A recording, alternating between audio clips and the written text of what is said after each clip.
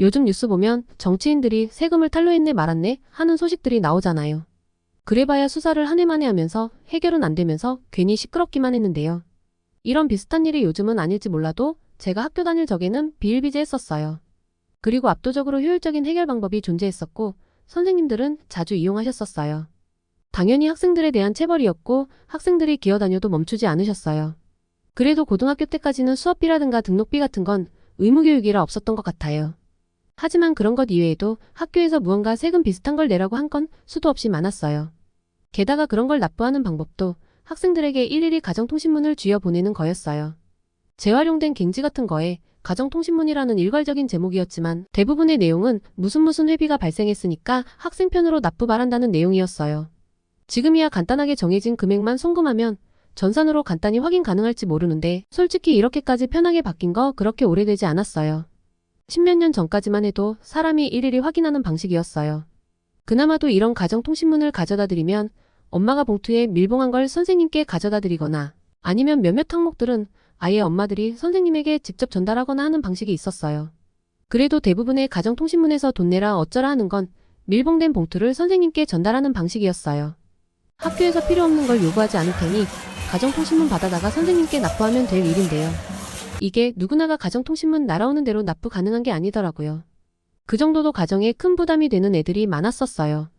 이후에 어찌되었건 납부기한이 지날 때까지도 완납이 되지 않은 애들을 그냥 두지 않았어요. 처음에는 아침 조리 시간에 아직 납부 안 한 사람 이름 불러서 일으켜 세우는 정도였어요. 다른 애들은 전부 끝낼 동안 아직도 선생님 말을 듣지 않은 아이들이라고요. 이러다가 나중에는 걔네 부모님들까지 모욕하는 수준으로 넘어가요. 가난해서 못 내는 게 아니라 저렇게 사니까 아직까지도 가난하게 산다나 어쩐다나.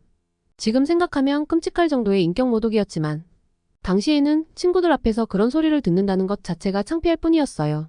선생님이 잘못되었다거나 하는 그런 생각을 할 시간 자체가 주어지지 않았어요. 납부기간이 지난 상태라면 겨우 잔소리만으로 끝나지를 않았으니까요. 그리고 선생님도 걔네들 집안 사정 정도는 잘 알고 계셨어요. 어차피 결국엔 다 납부해야 하는 것들인데 못한 거면 그만큼 집안 사정이 어렵다는 거거든요. 물론 그렇다고 가만히 계실 선생님들이 아니셨어요. 집안 사정이야 그렇다 치더라도 내버려 두면 부모님들이 아예 신경 꺼버릴 수도 있잖아요. 결국엔 집이 힘든 건 알고 있지만 조금 무리를 해서라도 납부하라는 표현이었는데요. 하루로는 효과가 없을 거라고 생각해서인지 매일 아침 조례 때마다 애들을 불러내셨어요. 처음부터 아예 돈 안 낸 애들. 앞으로 나오라고 노골적으로 말씀하셨어요. 그럼 차례대로 5대씩 맞고서 자리로 들어가고 나서야 조례가 시작되었어요. 저때 선생님이 애들을 봐주거나 한 건 일절 없었어요. 맷집이 좀 약하다 싶은 애들 중에는 맞고 나서 절뚝거리는 애들도 있을 정도였으니까요. 당시 선생님 표정을 생각하면 선생님도 짜증을 내면서 의무적으로 회초리 사용하는 느낌이기는 했었어요. 게다가 그렇게 끌려나가는 애들 중에서는 성적 좋은 애들도 꽤나 포함되어 있었는데요. 이때만큼은 선생님도 걔네들을 다정하게 대해주지 않으시더라고요. 거의 복도에 떨어진 쓰레기 치우는 듯한 느낌으로 몽둥이 쥔 손에 힘이 들어가 있었어요. 뭐 그렇다고 이렇게 매일 같이 끌려나가 혼나는 애들이 전부 가정 형편 때문에 억지로 체벌당하는 불쌍한 애들이었냐 하면 그건 또 아니었어요. 정말 가정 형편 때문에 불쌍하게 혼나는 애들이 많기는 했었지만 용돈이 부족하다며 중간에 가로챈 애들도 있었거든요. 이런 애들은 주로 성적이 딸려서 문제집 핑계는 못 대는 애들이 주류였어요. 성적이 안 되니 학원 핑계는 더더욱 불가능한 그런 애들이요. 이런 애들은 집이 잘 사는데도 돈을 띄어먹은 거라 걸리면 괘씸죄도 추가되었어요. 솔직히 담임 선생님이면 애들 사정 뻔히 알고 있어서 따로 표시는 안 했지만 진즉에 그런 애들은 더 차별해서 혼내고 있었는데요. 이건 누가 따로 말을 하지 않아도 그저 소리만 들어도 알 수 있는 문제였어요.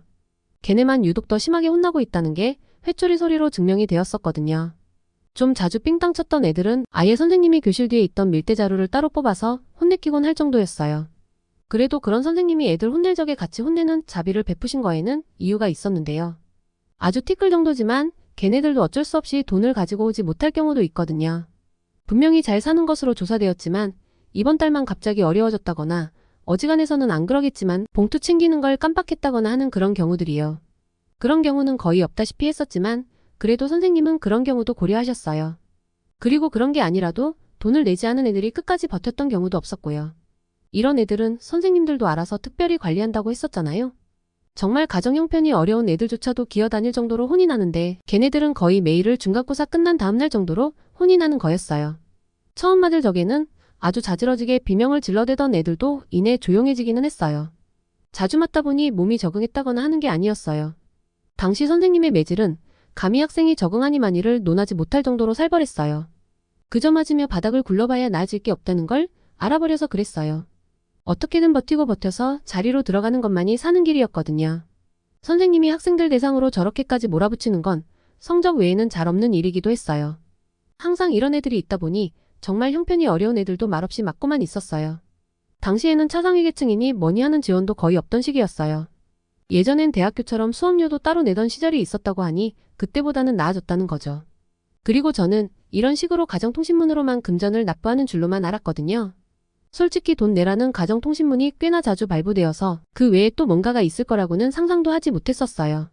그런데 엄마한테 듣기로는 학교에 운동회라든가 하는 큰 행사가 있을 때마다 엄마들이 따로 찬조금 같은 걸 꽤 큰 금액으로 내었었다나 봐요. 당시 우리 엄마는 별다른 직책도 없었는데도 그랬었다는 거예요. 그럼 그때 반장이나 부반장 아니면 미화부장 같은 애들 엄마는 장난이 아니었다는 거잖아요. 뭐 이쪽으로도 할 말이 많기는 하지만 이 영상에서만 풀면 너무 길어지니 다음 영상에서 더 재미있게 풀어볼게요. 아직 영상 끝 아니에요. 뒤로 가기 잠시만요. 지금도 그러지만 학창시절 제가 그리 꼼꼼하기만 한 성격은 아니어서 저도 자주 저런 납부를 좀 늦었던 적이 많았어요. 그랬으니 저때 느꼈던 감정이 아직도 기억이 나는 거기도 하고요. 초기에 몇 번 불려나가다 보니 나중에는 일부러 돈 떼먹은 애들과 도매금으로 묶이기도 했어요. 그때 선생님이 교실 뒤쪽에 밀대자루를 턱하니 뽑아내는데 카리스마 있으시더라고요. 물론 그 카리스마를 온몸으로 견뎌야 했던 건 불행이었지만요. 같은 5대지만 그렇게까지 체벌의 질에서 차이가 날 줄은 몰랐었죠. 자리에 앉아서 다른 애들 맞는 것 구경만 할 적에는 그냥 아프겠다 정도였거든요. 실제로 당해보면 한 대 만에 숨이 쉬어지지 않는 건 기본이었어요. 그 기분을 선생님도 알고 계셔서 그런 거였는지 체벌 타임은 순식간에 지나갔어요. 저만 혼나는 것도 아니었고 아침 조례 전에 치는 거라 시간이 모자라기도 했거든요. 안 그럴 것 같았는데 한 번이라도 맞아보면 저도 모르게 기어서 움직이게 되었어요. 자리로 들어가면서 든 생각은 당연히 내일은 반드시 챙겨야겠다 였는데요. 그때는 잠시 금붕어의 빙의가 되었는지 또 잊어먹은 것 있죠? 하필이면 다음 날엔 다른 애들 대부분이 봉투를 가져왔네요. 저만 불려나가 혼자서 칠판 짚고 서 있으니 기분이 정말 그랬어요. 제 옆에는 정말 가정 형편 어려운 애들이 두어 명 대기하고 있었지만 걔네들은 밀대자루로 혼나는 애들이 아니었어요. 그래도 그나마 다행이라면 혼자서 밀대자루로 맞아야 한다고 특별히 더 심하게 혼나지는 않았다는 거예요. 그리고 마지막으로 정말 형편이 어려워서 혼났던 친구들을 잠시 변호할게요. 일부러 안 챙겼던 애들보다는 덜 혼났다는 말이지 걔네가 버틸만 했다는 건 아니에요. 그렇게 혼이 나려면 평범하게 지각해서 혼날 경우에나 그랬겠죠. 교문에서 지각생들은 전 학년 대상이라 체벌 강도가 그렇게 심하지는 않았어요. 3학년쯤 되면 일상생활에 큰 지장이 가지 않을 정도는 되었어요. 그래도 그때 혼났던 애들도 교문 앞에서 지각생들보다는 몇 배나 더 혼이 났었어요. 게다가 걔네들은 어떻게든 납부만 하면 되는 애들에 비해 더 오래 혼났었어요. 선생님도 그런 사정은 알고는 있었지만 걔네들만 봐줄 수가 없어서 더더욱 표정이 안 좋았던 것 같기도 했고요. 물론 당시에는 안 그런 선생님들도 꽤 많아 보이기는 했지만 그래도 교육자의 양심을 걸고 그런 선생님들은 별로 없었다며 위로하기는 하네요. 그럼 이번 이야기는 여기까지만 할게요. 더 재미있는 이야기를 듣고 싶으신 분들은 좋아요 한 번씩만 체크해 주시고요. 황당하거나 재미있는 소재가 있으신 분들은 댓글로 제보 부탁드릴게요. 아마 친구들한테 들은 것처럼 친근하게 이야기를 풀어드릴게요. 그럼 다음 영상에서 만나요.